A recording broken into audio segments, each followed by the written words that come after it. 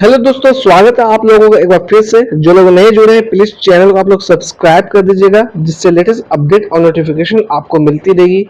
मैं आज बात करने वाला हूं अपोलो हॉस्पिटल इंटरप्राइजेज लिमिटेड के बारे में। अगर हम लोग आज की बात करें, आज ये स्टॉक लगभग 4.5% गिरा है। जहां बाजार में आज तेजी देखने को मिली, वहां पर ये लगभग 4.5% गिरा है। 5 दिनों से कंपेयर करें तो 5 दिनों में 4.5% गिर चुका है। एक महीने की बात करें, एक महीने में ऑलमोस्ट 7.59% ये गिर चुका है। 6 महीने की बात करें तो 6 महीने से स्टॉक ने लगभग 23.24% का रिटर्न बना के दिया है। अगर हम लोग आज के दिन की बात करें ट्रेडेड वॉल्यूम की, तो 27.25 लाख दिख रहा है। अगर डिलीवरी क्वांटिटी की बात करें तो लगभग 36.66% यहाँ पर डिलीवरी आज देखने को मिली है। अगर मैं बात करूं यहाँ पे इसकी फेस वैल्यू की, तो 5 रुपए के फेस वैल्यू से ये स्टॉक ट्रेड करता हुआ नजर आ रहा है। थोड़ा सा अगर हम लोग स्टॉक पी को कंपेयर करें इंडस्ट्री पी से, तो स्टॉक हमारा कहीं ना कहीं ओवर वैल्यूड नजर आता हुआ दिख रहा है। साथ ही साथ बात करें प्लेज परसेंटेज की, यानी कि 16.1% शेयर जो इसकी है वो कहीं ना कहीं गिरवी रखी हुई है। अगर कर्ज की बात करें, लगभग 4,889 करोड़ कर्ज है इस कंपनी के ऊपर। अगर बात करें प्रोस एंड कॉन्स की, तो आप देख पा रहे होंगे कंपनी अच्छी प्रॉफिट यहाँ पे दिखाती हुई नजर आ रही है। 5 सालों में बात करें तो 67.1% के हिसाब से CAGR देती हुई आ रही है ये। अगर बात करो कॉन्स की, तो स्टॉक जो है कहीं ना कहीं बुक वैल्यू से 13 गुना ज्यादा ट्रेड करता हुआ दिख रहा है। अगर इक्विटी की बात करें तो लो रिटर्न ऑन इक्विटी ये देता हुआ नजर आ रहा है पिछले 3 सालों से। इसके Q4 के नतीजे अभी पब्लिश नहीं हुए हैं, जैसे ही पब्लिश होंगे आप उसे चेकआउट कर सकते हैं। अगर मैं बात करूं प्रमोटर्स होल्डिंग की, लगभग 29.33% है।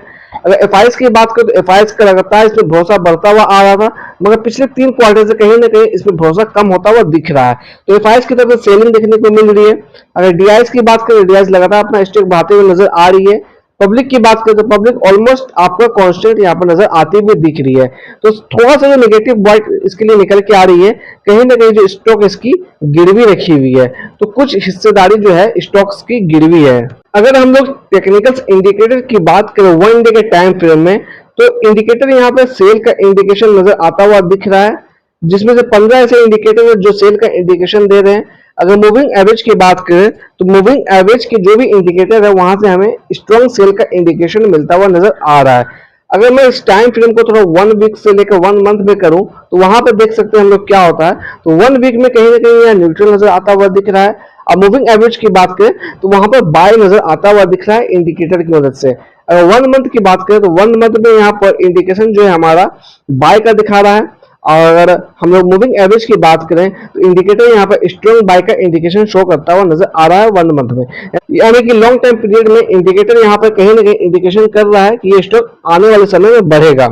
अगर हम लोग बात करें फोरकास्ट एंड टारगेट की, तो 1 साल के टाइम पीरियड के लिए यहाँ पर जो हमें फोरकास्ट मिल रहा है, 25 एनालिस्ट ने इसे कवर किया है।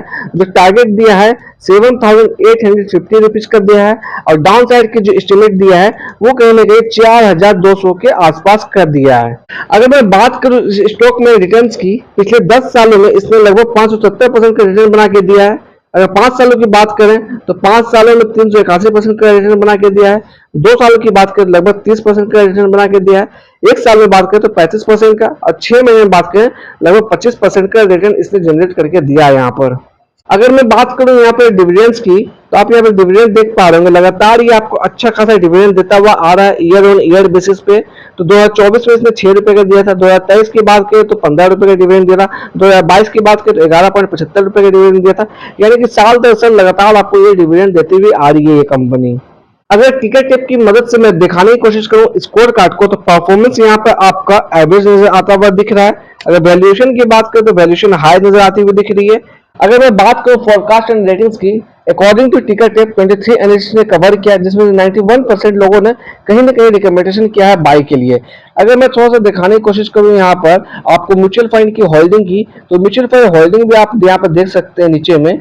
तो आप यहाँ पर देख पा रहे होंगे म्यूचुअल फंड की जो होल्डिंग पड़ी हुई है वो लगभग 14.28% की हिस्सेदारी है, यानी कि 14.28% यहाँ पर म्यूचुअल फंड के पास है। अगर टॉप 5 म्यूचुअल फंड की बात करो तो HDFC फ्लेक्सी कैप है, एक्सिस है, एक्सिस फोकस्ड है, आदित्य बिरला है, HDFC LS टैक्स सेवर है। तो ये तमाम जो 5 ऐसी टॉप म्यूचुअल फंड कंपनी है जो कि इसमें इन्वेस्टेड है।